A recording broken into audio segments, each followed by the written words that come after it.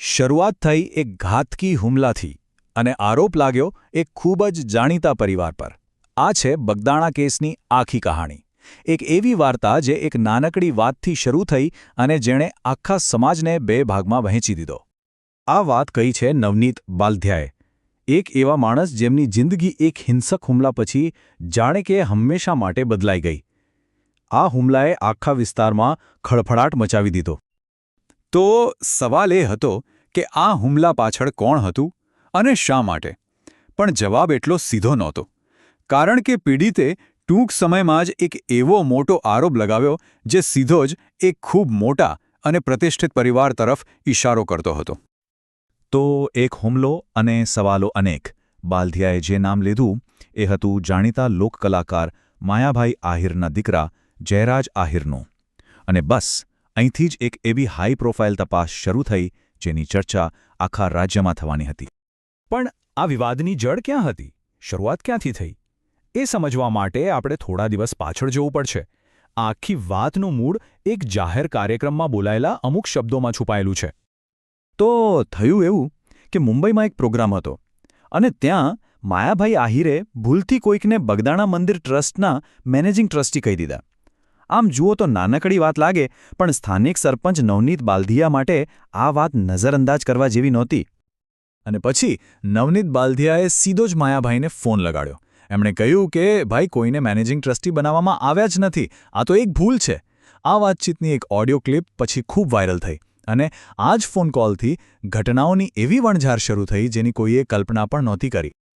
આ ફોન પછી માયાભાઈએ પણ તરત જ પોતાની ભૂલ માની લીધી। એમણે એક વિડિયો બનાવ્યો અને જાહેરમાં માફી માંગી લીધી। એવું લાગ્યું કે ચાલો હવે અહીંયા વાત પૂરી થઈ ગઈ।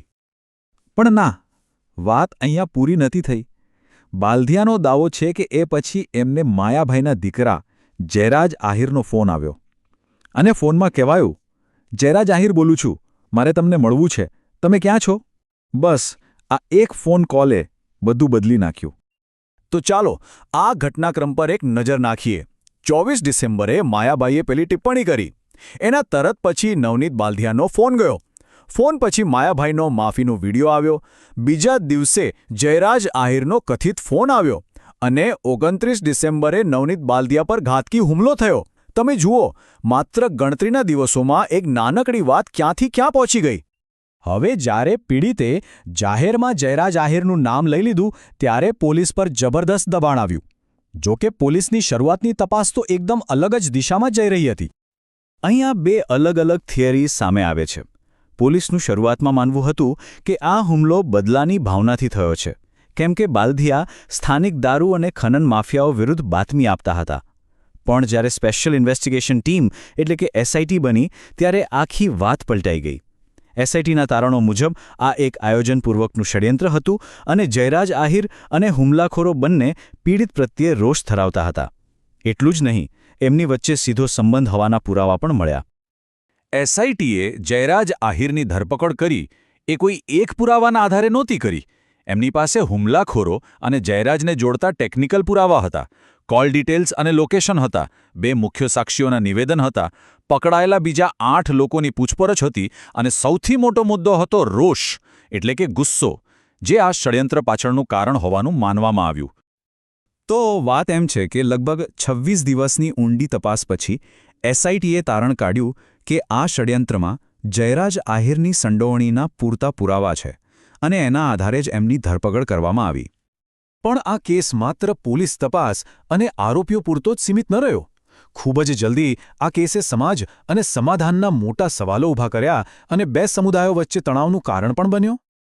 નવનીત બાલધિયા જે કોળી સમાજમાંથી આવે છે એ સમાજ એમની પડખે ઊભો રહ્યો। ધારાસભ્ય હીરા સોલંકી જેવા આગેવાનોએ કહ્યું કે આ લડાઈ કોઈ જ્ઞાતિની નથી, પણ અન્યાય સામે ન્યાયની છે। સમાજની એકતા બતાવવા માટે વિરોધ પ્રદર્શનો પણ થયા।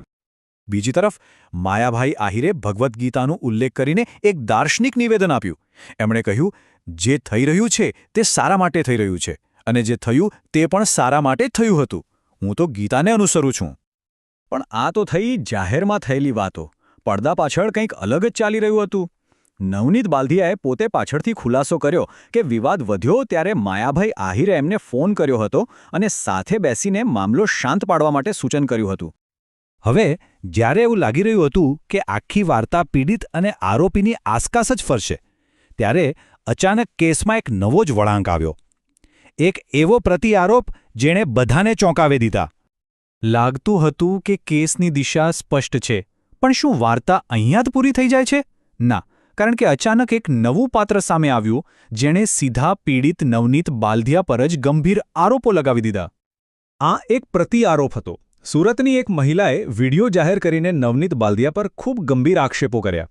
એમનો દાવો હતો કે બાલદિયાએ એમની માતાની જમીનમાંથી 1 કરોડ રૂપિયાથી પણ વધુની માટીનું ગેરકાયદેસર ખનન કર્યું છે.